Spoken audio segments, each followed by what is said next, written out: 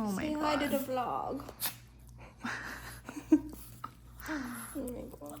Oh my god. Oh my god.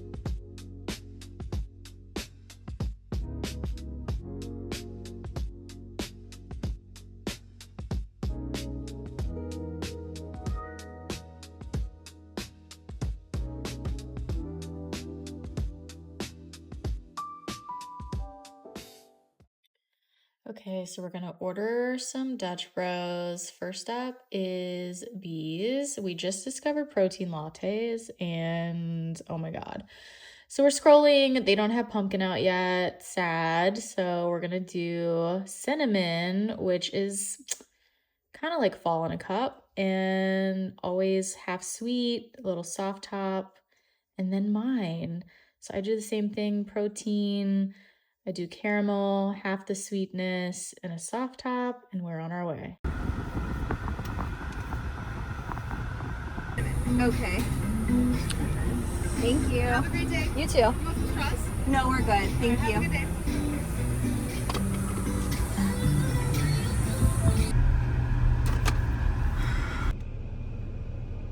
She is. She is. She is. Oh my god. Say hi to the vlog. Oh my god. Oh my god. Oh my god. Purico mio.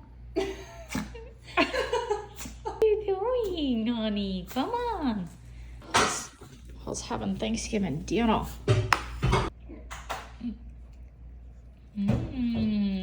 EMDR. Okay. Let's talk about it. Who here has ever gone through EMDR therapy? I have not, but she is currently going through it. I was talking to Jess, and I've been in therapy like on and off since I was like 16, 17.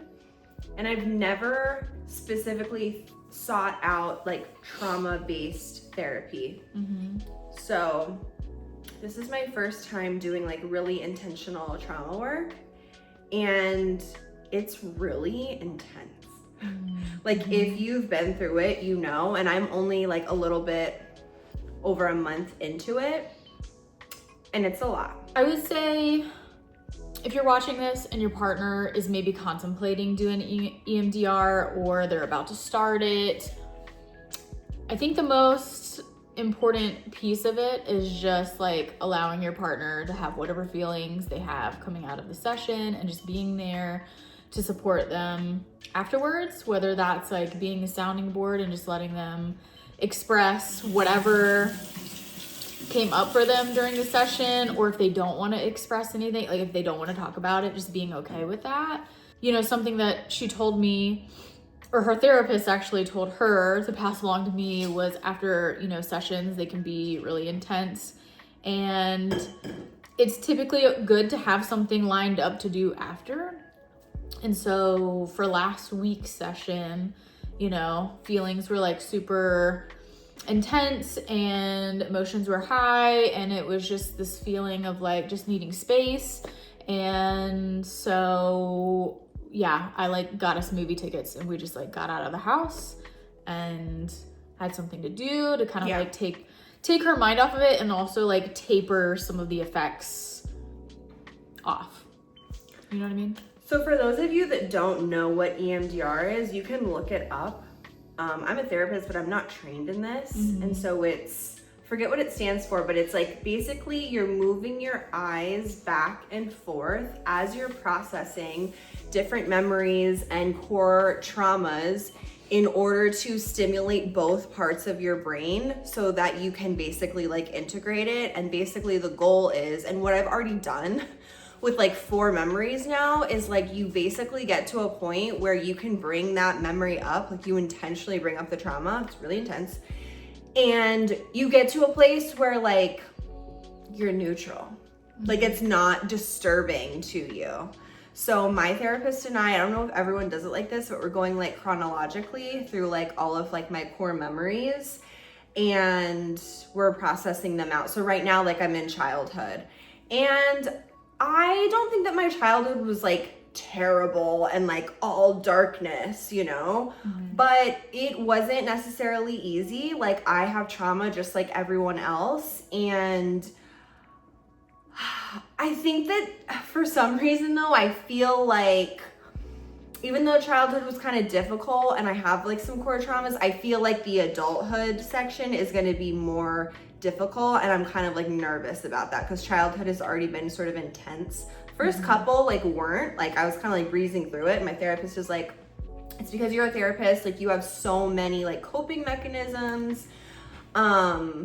But now it's kind of like I'm getting older as we're going through it, and it's like kind of intense. And you know, I feel like, you know, adulthood was when like most of my traumas were because of like my addiction and like the stuff that I put myself in, the different situations that I put myself in, the abuse that occurred, like, oh my God, so much.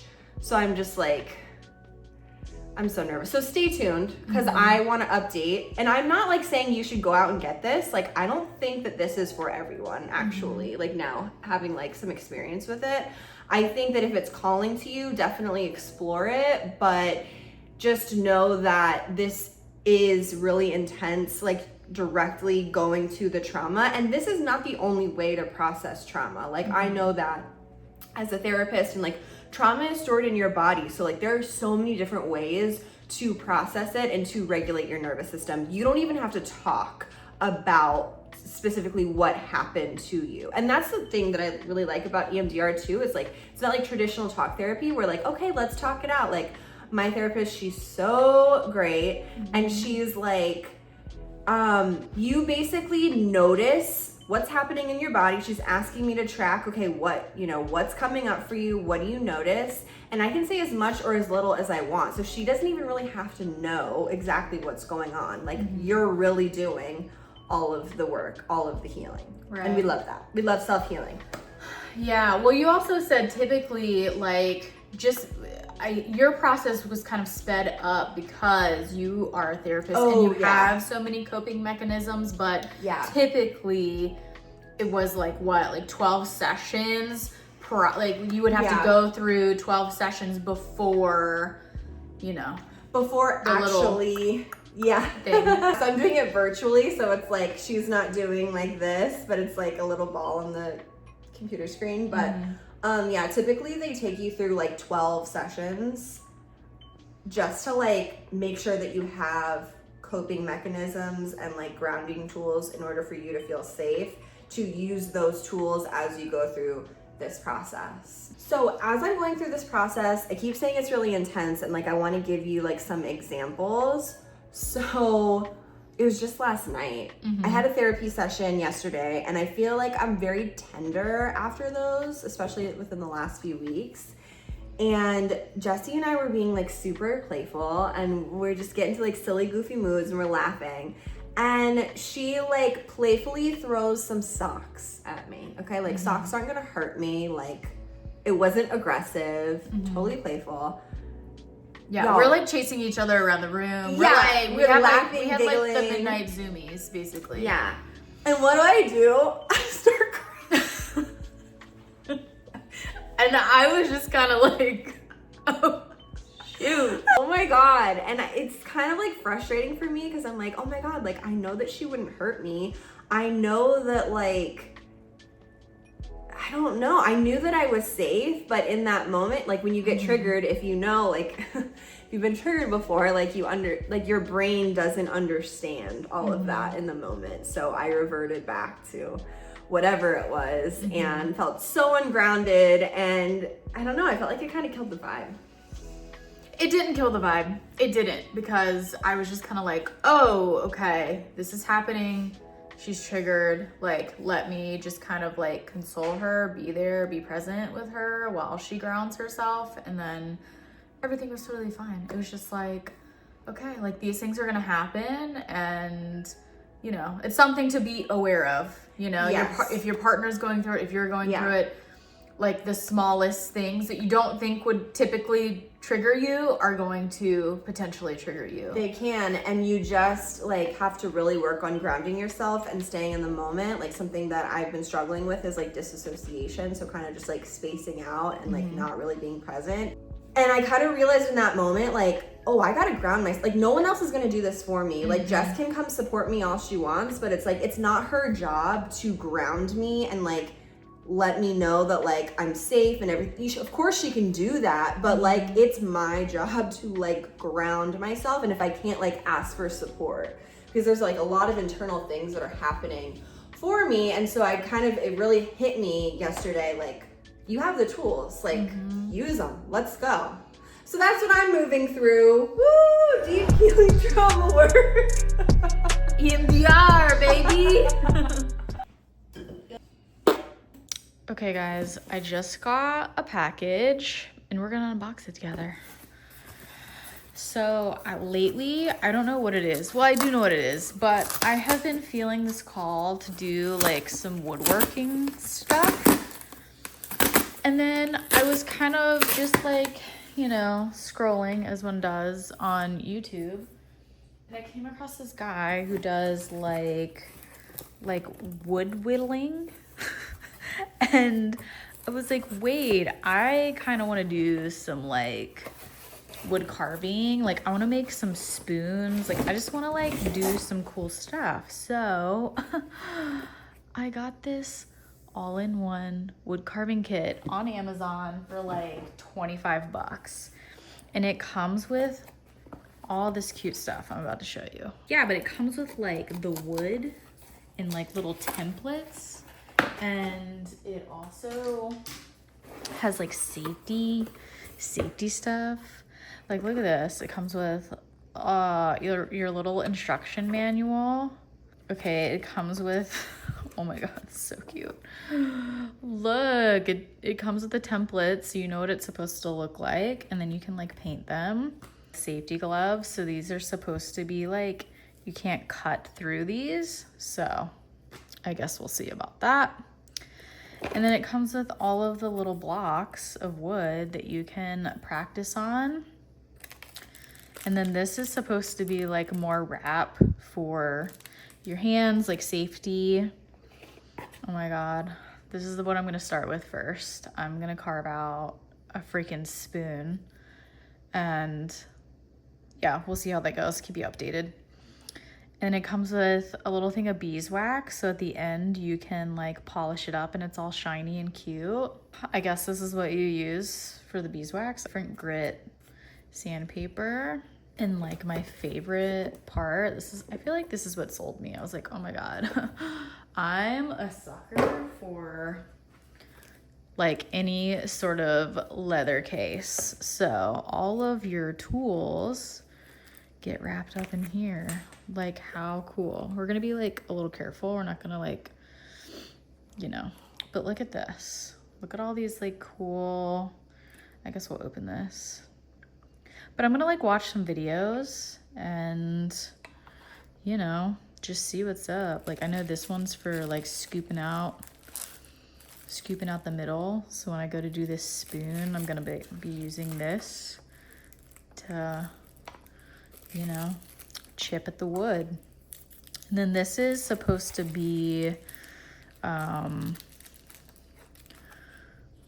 of these. I don't know what this is actually, but I know this is to like sharpen. It's a sharpener for all of your tools. And so yeah, I'm so excited. Like I said, I can link it below.